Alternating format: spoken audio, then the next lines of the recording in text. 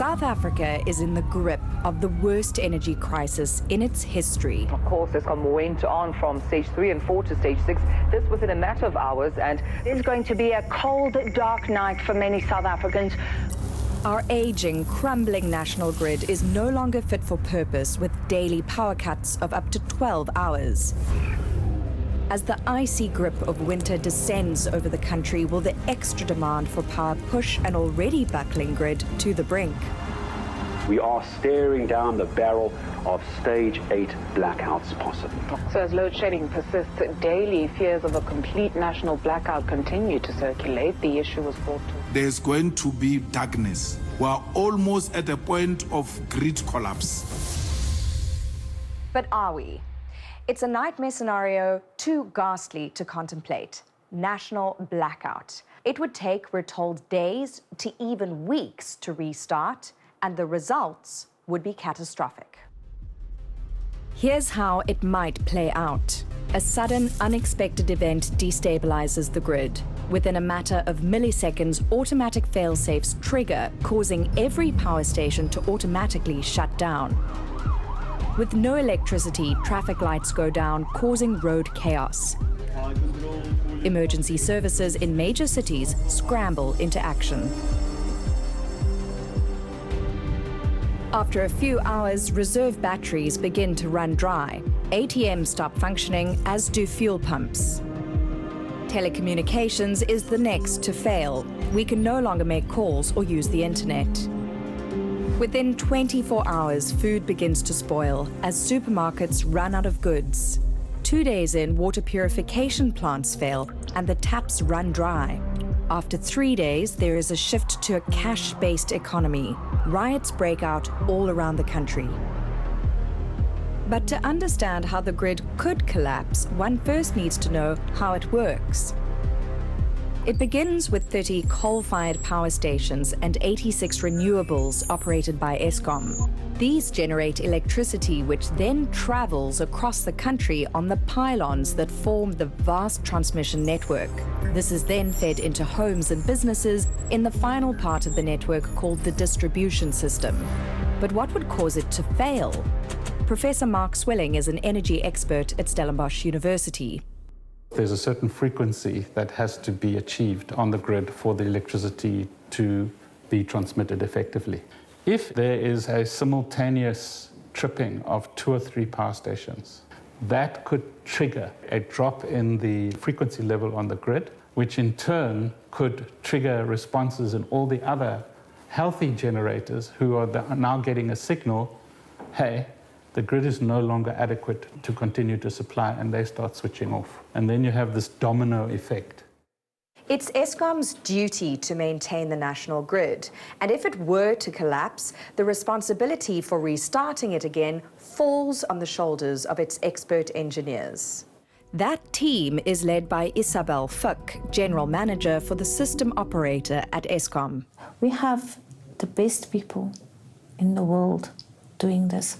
You can just imagine, we are load shedding every single day. No one else is doing that. In other words, Eskom has become a world leader in managing the grid through load shedding.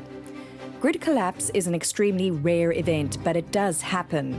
Globally, there have been a number of blackouts over the past few years, the most serious in Venezuela in 2019. The people of Venezuela are suffering through the country's worst power outage in decades. A major blackout affecting nearly all of the country. Continuing crisis with a national blackout. Patients are in hospitals and are at risk. Schools and businesses are closed. And the Venezuelan people cut off from communication with family, friends, and the outside world. With eerie echoes of South Africa's energy crisis, mismanagement and poor maintenance of their national grid caused it to fail, leaving 30 million people without power for a week. In February 2021, an intense winter storm in Texas took down its power grid, leaving over 4 million without heat or water for 4 days. 150 people lost their lives. Closer to home, our neighbours Botswana suffered a countrywide blackout in May, but thanks to help from Eskom, were able to restart their grid in a few hours. Botswana and South Africa are in the Southern African power pool, which is an interconnected grid system. But South Africa is by far the biggest generator of electricity in that system. So we can supply a very small user of electricity like Botswana when they are in a crisis, but not the reverse. If our grid were to collapse, we're on our own. That's why it's crucial to keep it stable. One of Eskom's main tools to do this is something all South Africans hate: load shedding. As a layperson, I think we're getting higher and higher levels of load shedding. We must be closer and closer to grid collapse. Am I right? No, not really. Load shedding is actually a mechanism to prevent the collapse of the grid. So in essence, the worse that load shedding is, the better it is for the grid. It's strange, but that's not how South Africans think.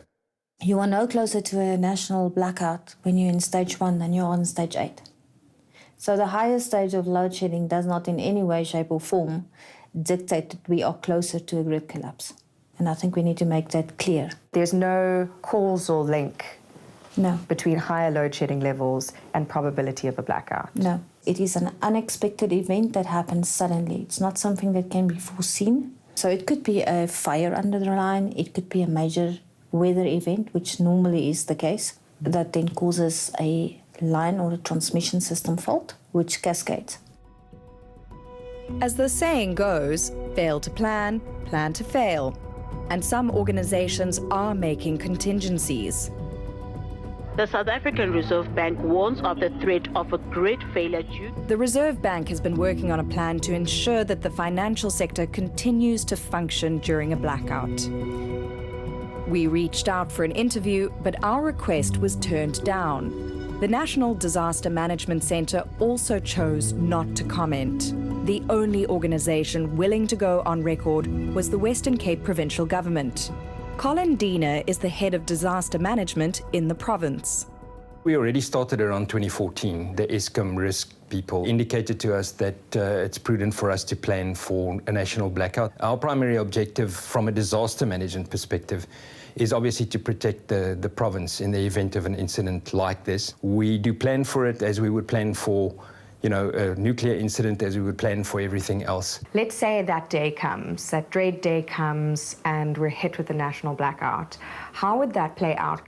We have structures in place. Our provincial government will come to the disaster centre, the provincial cabinet, with all the senior people, and they will then be briefed by ourselves, by Eskom. Probably our biggest challenge is that there would possibly be no warning. The other thing is that it impacts the entire community. The immensity of planning for this and having to meet with so many sectors and for them to understand what it would be is really where the challenge lies. With the country shrouded in perpetual darkness, the race would be on to restore power, a process that could take days, if not weeks. Our own planning tells us it's about between 6 days and 14 days to restore the national grid. So it will definitely be a staggered approach, and you have to do it in a very stable and controlled manner. You don't want to have a secondary collapse. We've got to remember that we're going to have to recover from this. So it won't be 2 weeks and everything will be fine. Everything that took a hit and that got damaged over that period is going to have to be stabilized. So it's not just a question of, the lights are going to come on and everything will be fine again. With so much anxiety about the state of the national grid, it's natural to fear its collapse. But ironically, higher levels of load shedding should actually reassure us that the grid remains safe. Yet social media is still abuzz with fears of a blackout. I'm hearing you give us a lot of reassurance, which is very much in contrast with the kind of messaging happening in WhatsApp groups and on online forums, social media. Yes, I am very much aware. I think I'm the first one to get all of them. Everyone sends them to me, as you can imagine. I think it's very irresponsible to prompt panic amongst our citizens without any facts that is behind that or that actually fuels it. It hasn't happened in 100 years.